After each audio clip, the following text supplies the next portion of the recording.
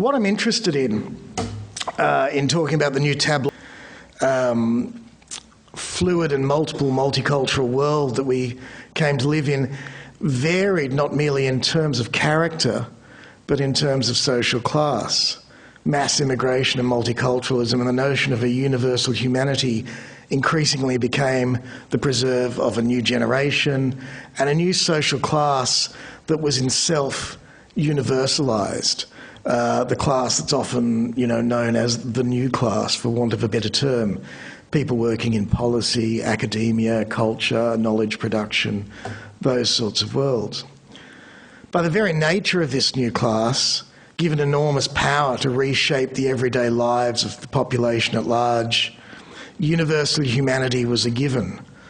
Globally interconnected, continually in search of the new and avant-garde, the values of that class meant that the cultural life of other classes came to be to a degree an eclipse. The more bounded lives, more parochial lives of rural society or the industrial working class and the traditional bourgeoisie.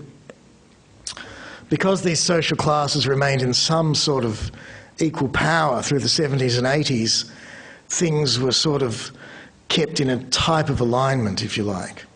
But by the 1990s, these new class divisions had become fundamental. In the West, the only social class that was winning was the so-called new class, while other classes were slipping backwards, losing their power and centrality. At that point, the aspiration towards a cosmopolitan world ceased to be a general cultural movement and became the mark of a specific class.